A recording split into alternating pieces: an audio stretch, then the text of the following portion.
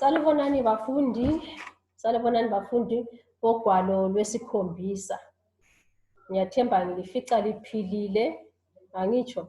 Namhla ke sizathi ke sikhangele ukubhala indatshana, ngesilungu ke siyibiza sithi composition. Bezathi ke sikhangele sibone ukuthi singayibhala kanjani. Angitsho. Engizakwenza ke namhla ngizathi ke ngikunike ama points, angitsho, okumele ukuthi uwananzelele nxa ubhala, njalo ngizakutshiya ulezihloko ezimbili ozathi usale ke uzikhangela ubhale. Angitsho. Okokuqala ke nxa sibhala ke indatshana kumele sikhangele isihloko esendatshana yethu. Nxa siphiwe izihloko kwesinye zingaba zinengi, kumele ukuthi ukhethe obona ngathi uyasenelisa. Angitsho, lanxa usuyibhala indatshana kumele ukuthi uboneke nxa usubhalile ke ilanga lapho obhala khona ke leyo ndatshana ubone ukuthi uyabhala ke isihloko sendatshana. Njalo nxa sibhala indatshana siyaba siphiwe into engakubiza ngathi ngama points, siyaba sivele siwaphiwe okuyiwo okumele ukuthi nxa sibhala indatshana yethu sibone ukuthi siyawananzelela, njalo sibone ukuthi siyabhala lokho lawo ma points siyabe sinjani siwaphiwe. Angitsho.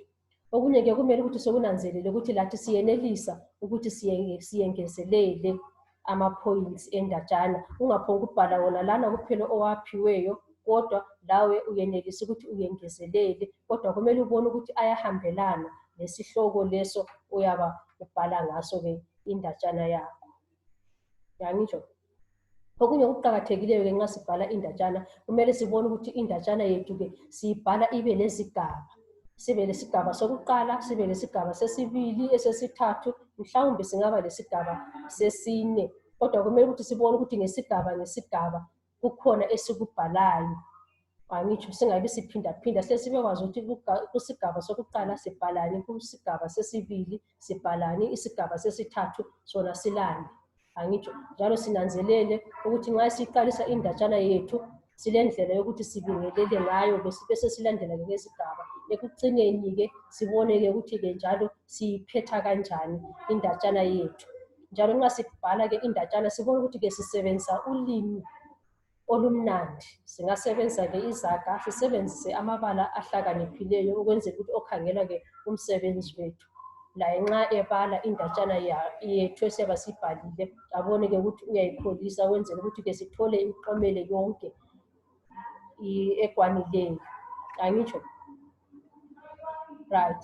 Okunye ke sinanzelele ke amabala endatshana. Kwesinye isikhathi siyaba siphiwe ukuthi indatshana yethu kumele siyibhale ibe ngamabala alinani elingakanani, kungaba 100, kungaba ngamatshumi mhlawumbe, kungaba ngamatshumi mhlawumbe ayisitshiyagalombili. Konke lokho ke nxa sibhala ke indatshana yethu kumele ke sikunanzelele, sibone ukuthi ke siyakulandela, singabhali indatshana yethu ibe mfitshane kakhulu. Angitsho, nxa isisiba mfitshane kakhulu kutsho ukuthi kasingeke sathola ke ama marks ayiwo kumele ukuthi sinjani siwathole. Ngakho ke umsebenzi ke wethu owanamuhla enzathi ke ngikutshiye lawo, ngizakutshiya lezihloko ezimbili, uzakhetha ke isihloko esisodwa. Angitsho, ubone ke ukuthi uyalandela ke konke lokhu ke esithe ke sakukhangela ke. Angitsho, isihloko sakho sokuqala ungathi usibhalele phansi sithi umsebenzi engifisa ukuwusebenza ngingaqeda izifundo zami. Ungakabhali ke indatshana yakho qala ke ucabange ke ngakho konke obona ngathi ungakufisa ukuthi ukubhale nxa uphiwe ke lesi isihloko esithi umsebenzi engifisa ukuwusebenza ngingaqeda ke izifundo zami. Angitsho, singaphongu ukuthi sihle sigijimele ukuthi sihle sibhale, kodwa siqale sicabange. Nxa ule rough book ubone ukuthi uyabhala ke ama points wonke ofuna ukuthi uwabhale ke ukuthi ke usubhala indatshana yakho.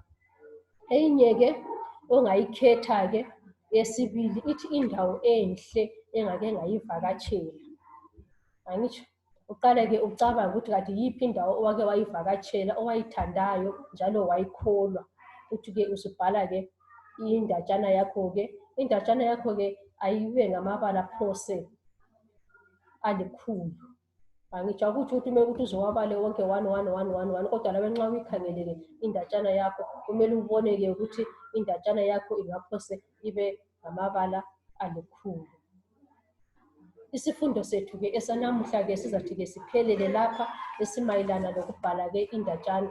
Usuzathi ke uyekhangela ke umsebenzi wanamuhla engulungisele wona ozathi uwuthole ke ku-Google Classroom.